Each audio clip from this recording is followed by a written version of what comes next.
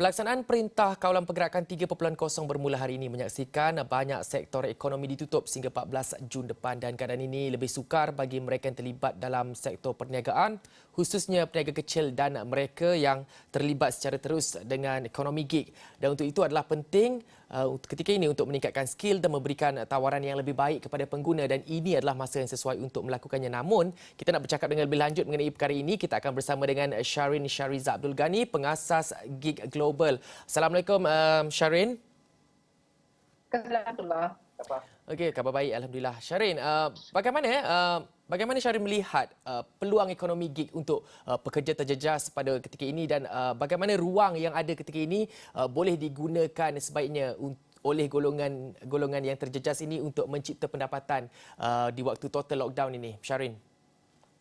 Ya, rata-rata saya rasa gig economy ni akan menjadi satu bukan lagi fenomena lah, satu yang memang jadi kepastian.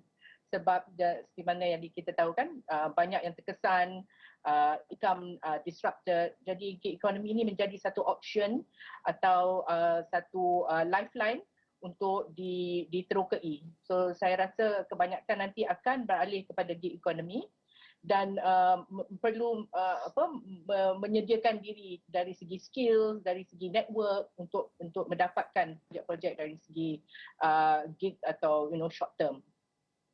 Okey, Sharin ada menyentuh mengenai untuk meningkatkan skill, upskill dan saya juga nak menyentuh sebab kita tahu ya daripada situasi semasa COVID ni banyak mengajar kita untuk kita sentiasa bersedia menghadapi sebarang kemungkinan yang akan berlaku. Dan ketika ini untuk lebih meningkatkan skill bagi membolehkan mereka yang terjejas terlibat secara langsung untuk lebih berdaya tahan dalam keadaan ekonomi ketika ini, bagaimana mereka nak mendepani situasi ini dikala macam Sharin cakap tadi, ekonomi gig bukan lagi satu fenomena, ia sudah menjadi satu kebiasaan. Bagaimana mereka nak berdepan dengan persaingan ketika ini, Sharin? Jadi ada dua kumpulan kalau kita tengok dalam segi gig ni ya. Yang mana yang memang dah ada skill. Jadi yang task based, the delivery guys yang bawa Grab and all that, dia ada skill untuk memandu. The other group tu skill yang agak different, so maybe macam professional skill, pandai menulis, pandai mengolah content untuk e-commerce, boleh design graphics and things like that. So dia ada yang skill yang different types for different markets. Jadi yang mana kita nak tengok dari segi untuk upskilling tu is the group yang ada skill yang secara marketable-nya.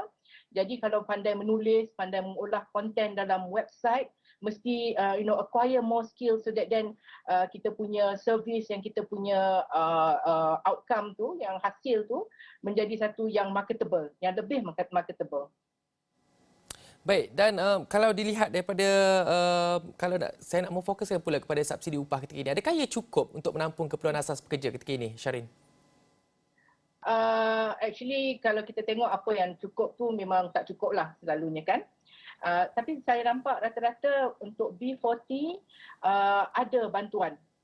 Bantuan ni segala dari segi short term, jadi pelaksanaannya kena cepat. Kalau bantuan short term, pelaksanaan kena cepat. Yang mana yang saya rasa ada gap is for the M40 sebab M40 ni pun dia orang highly skilled tetapi also terkesan tak ada macam say for example the aviation sector, kita punya pilots, kita punya engineers, mereka tak ada kerja so dia orang tak fall under B40 tetapi also terkesan. Saya rasa kebanyakan insentif yang dijalankan atau dilaksanakan oleh government fokus B40 bagus, that is your base. Tapi kena tengok juga the M40 yang terkesan, banyak yang sekarang mencari peluang-peluang yang lain sebab the industry is not growing so they cannot work. Dan ini mungkin soalan terakhir daripada saya, Sharin. Bagaimana macam tadi Sharin Sharin ada menyebut mengenai M40, contoh mereka yang berada dalam bidang aviation, mereka yang tak ada skill untuk macam mereka yang berada mungkin mereka yang sudah biasa menjadi Foodpanda punya rider, GrabFood punya rider, mereka ada skill. Jadi bagaimana untuk golongan M40 ini mendalami dan mendepani serta untuk sama-sama orang kata membolehkan diri mereka mencipta tawaran yang bagus untuk bolehkan mereka terjun ke dalam bidang ekonomi gig ini? Ya, so ada dua yang saya rasa boleh dilakukan.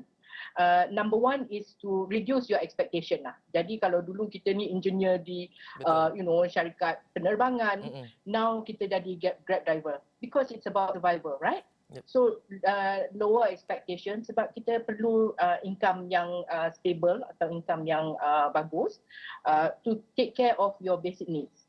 Yang untuk skill yang mereka sedia ada, actually the market is not just Malaysia, but mereka ni memang duduk di di city centres yang internet bagus, so they need to look up outside of Malaysia, tengok market-market lain yang for example in Singapore ataupun in Indonesia, di mana ada gig work yang diorang boleh jalankan dari segala dari segi maya.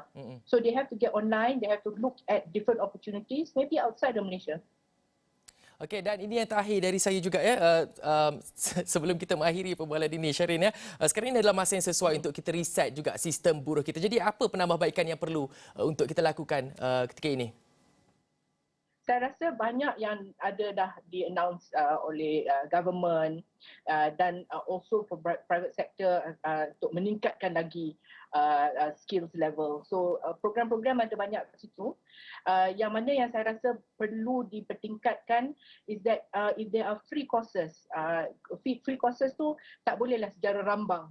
Kita ada courses yang targeted. So that the skills yang kita dapat tu is not generic skill, it's skill yang memang ada marketability, ada demand.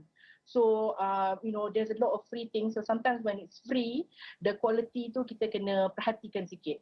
So inisiatif diri sendiri, look at all the opportunities, yang mana yang free, yang boleh dijalankan, silakan. But invest in really targeted skills so that you become marketable. InsyaAllah. Baiklah, itu tadi kita bersama dengan Sharin Shahriza Abdul Ghani, iaitu pengasas GigX Global. Terima kasih Sharin atas kesudian bersama dengan Bulletin Awani jam ini.